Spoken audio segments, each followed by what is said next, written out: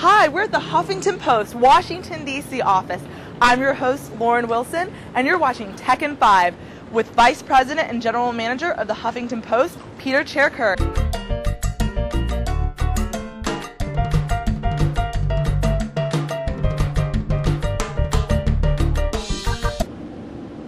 Good afternoon. We stopped by the Huffington Post, Washington, D.C. office to meet with Peter Cherkur, Vice President and General Manager of the Huffington Post.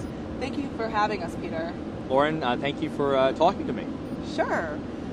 Let's talk a little bit about your background. You've been at an impressive range of Capitol Hill publications, such as Roll Call and Congressional Quarterly. What made you decide to join the Huffington Post, and what are the biggest differences in managing an online publication? Well, that's a great question. I think the first thing I would say is that I have had a fortune of having a lot of different jobs, and those jobs have all been in the political publishing arena here in D.C. And all those publications have a single theme to it, which is to shine a light on the way that Congress and the White House and elected officials are supposed to do their job. And I started National Journal. I did a few years at CQ, and at Roll Call I was fortunate to become publisher. And it was in that Roll Call job that I think it really dawned on me the mission that we have here to serve as a city on the hill, as an industry, to help people do their jobs here in Washington, but also to make sure that the political operatives and players and actors all do it with a certain amount of integrity. And I've been humbled by working in that environment. And at the same time, those years that I've spent with those publications have had the good fortune of working with agencies from a monetization perspective, like Hill Knowlton, who I've gotten to know and respect over the years. It kind of blazed a trail with Frank Mankiewicz back in the early days. Oh, great. And today it continues to be one of the top agencies, and I'm happy to talk to you about that.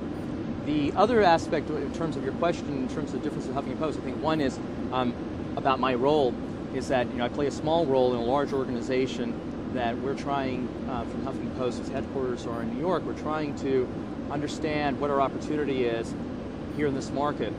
Our roots are in politics. We have a great bureau here of people who report on Congress and the White House and have been doing this successfully for the last couple of years. We are continuing to expand that, and then also to help the market understand where we fit in terms of media consumption among opinion leaders, as well as the monetization piece from advertisers. And my role is small in compared to, we have a lot of great leadership in this company. Of course, Arianna is the most on the business side, great CEO Eric Hippo, who came from Ziff Davis. He's the founder of Ziff Davis. He's one of the most successful venture capitalists in our country. Greg Coleman, who used to be at Yahoo and AOL. Phil Kara, who also used to be at Yahoo. And we have this impressive cast of characters there. And on the editorial side, we have Jay Singh, who was at Reader's Digest, as well as Ziff Davis. And then we have Nikhil Pitney, who is heads up our editorial team here in D.C., as well as serves as kind of our, he understands the zeitgeist of our country, as well as what needs to be on our front page. And so I'm humbled to be working with these guys. And the difference between what Huffington Post does and these other publications in Washington and in the media industry by and large is that we understand that a voice and attitude about the world is important to help our readers understand what's important. And that voice and attitude we've applied using a variety of tools to tell stories, and that's tools that range from our own reporting to blog posts to community to crowdsourcing. And I think it's that humility that we've brought to storytelling and harnessing technology tools that separates us from other publications. Great. The reason why I think people are so drawn to the Huffington Post is the fact that you guys have so many different verticals that cater to all different audiences. And I think that's why, in the month of June, you guys had over 24 million unique visitors. I mean, that is propelling you up into one of the top 5 news outlets in the world. And what are some of the factors that are contributing to the success? The factors are fairly simple. One is a unique approach to content. Like I mentioned, we have a voice and attitude about the world that is consistent, and it is one that is populist in a lot of ways, and I think that voice and attitude is important in our current dialogue that we have in our country.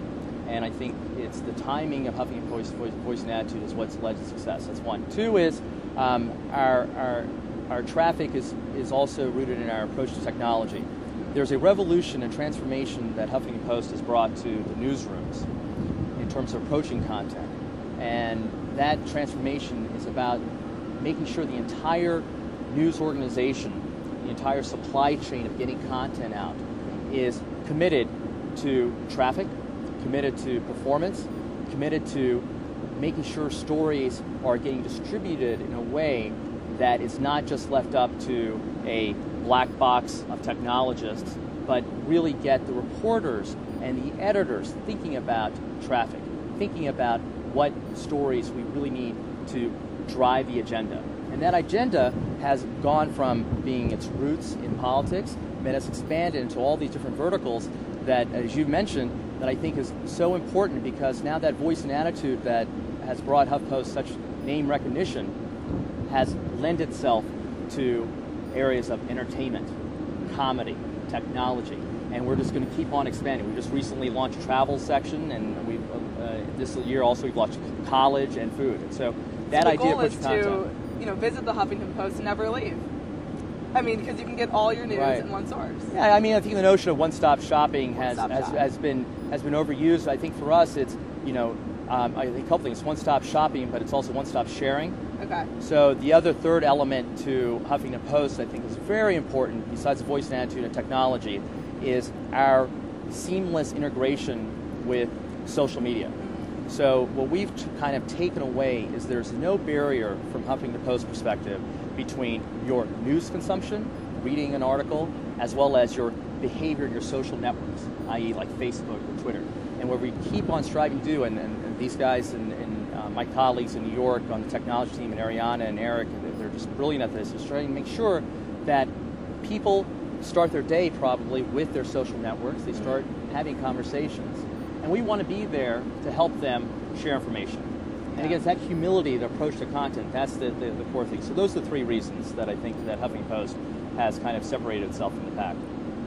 Well, thank you for sitting down with us. We do have one last fun question. Okay.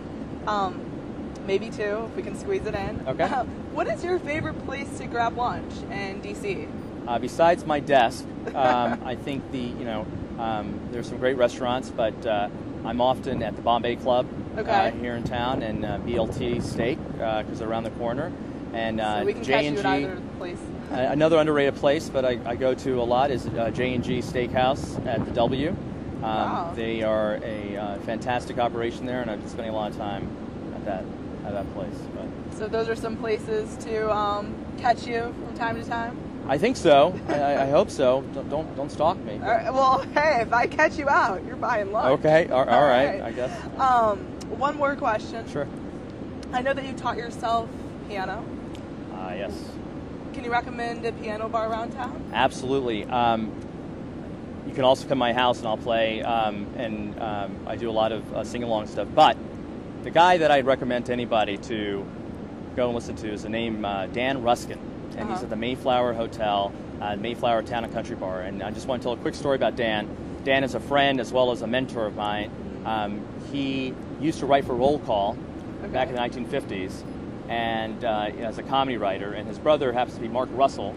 For those of you who know Mark Russell, he's one of the foremost political satires that we have in our country. And Dan writes a lot of Mark Russell stuff. But Dan and I have gotten to know each other for years, not just with the Roll Call connection, because he is one of the last few people that understand the importance of politics and music.